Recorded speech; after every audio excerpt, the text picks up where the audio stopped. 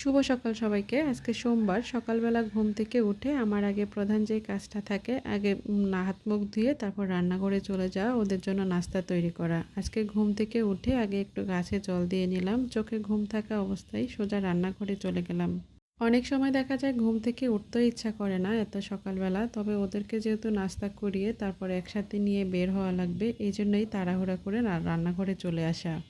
আজকে সকালের নাস্তায় ওদেরকে আমি খুব সহজে একটু ডিম টোস্ট বানায়া দিব। এতে করে আমার সময়টাও কম লাগবে আর ওরা খেতেও অনেক বেশি পছন্দ করে। ২ টা ডিমকে আমি ভেঙে নিয়ে একটু মরিচ, পেঁয়াজ সাথে একটু লবণ দিয়ে ভালো করে মিশিয়ে নিলাম। তারপর এখানে কালকে রাত্রে যে পাউরুটি আনলো সেখান থেকে ৪ পিসের মতো নিয়ে নিব, যাতে করে ওদের ২ পিস আর আমরাও ২ জন ২ পিস খেয়ে বের হতে পারি। ফ্রাই প্যানে একটুখানি বাটার দিয়ে দিচ্ছি। তারপরে এখানে আগে থেকে গুলে রাখা ডিমটাকে দিয়ে ১ম এ আমি ওদের জন্য ওদের যে ২ পিস পাউরুটি নিলাম সেটা দিয়ে ডিম টোস্টটা বানিয়ে নিব। এটা আমার কাছে খুব সহজ মনে হয়, আবার ওরা অনেক পছন্দও করে। আর দেখা যায় সকালবেলা এমনি ডিমটা দিলে ওরা খেতে চায় না। কিন্তু এভাবে যদি পাউরুটি দিয়ে ভেজে দেওয়া যায় এতে করে ওদের কাছে ভালো লাগে, আর ভারী নাস্তাটা খেলে অনেক সময় স্কুলে টিফিনের আগ পর্যন্ত থাকতেও পারে। তো এদিকে নাস্তাটা তৈরি করা শেষ। এখন আমি ওদেরকে ঘুম থেকে তুলবো। এটা হলো আরো অনেক বড় একটা কষ্টের কাজ। ২ জনের কেউই ঘুম থেকে উঠতে চায় না। তো সৃজনকে কিছু সময় ডাকার পরে সুস্মিতাকে ডাকলাম। ও যদিও বা একটু উঠতে চাইলো, তবে ওর চোখে অনেকটা ঘুম, যেহেতু রাত্রেবেলা ঘুমাতে একটু দেরি হয়ে যায়।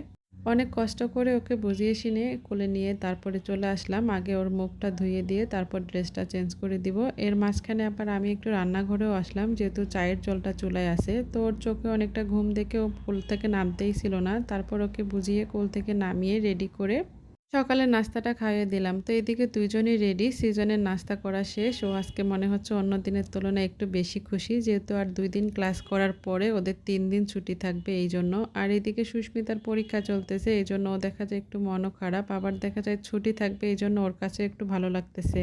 তারপরে এই তো ৭:১৫ বাজে। আমি আমার প্রতিদিনের যে রুটিনটা, ওদের ২ টা ব্যাগ ২ কাঁধের সাথে আমার ব্যাগটাও নিয়ে বেরিয়ে পড়লাম। তো সুস্মিতা আগেই নিজে চলে যাচ্ছিল। ওকে বললাম নিচে যেয়ে রিক্সাটা ঠিক করার জন্য। যদিও ওরা পারে না, তারপরেও নিচে পাঠিয়ে দিলাম আগে, যাতে ২ জন একসাথে না যায়। অনেক সময় দেখা যায় সিঁড়িতে ওরা নামার সময়ও ২ জন একসাথে ঝামেলা করে, মানে কথা কাটাকাটি বা ঝগড়া। তো এই নিচে আসে এখানে দাঁড়ালাম।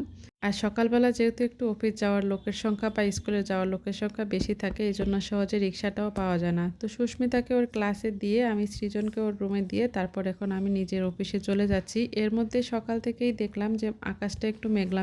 দুপুরবেলায় দেখলাম অনেক বৃষ্টি নামলো। তো বাসায় থাকতে পারলে বেশি ভালো হতো। ওদের ২ জনকে নিয়ে ছাদে একটু ভিজতে পারতাম। তো বৃষ্টি দেখে আবার দেখলাম যে কিছুক্ষণ পরে থেমেও গেল।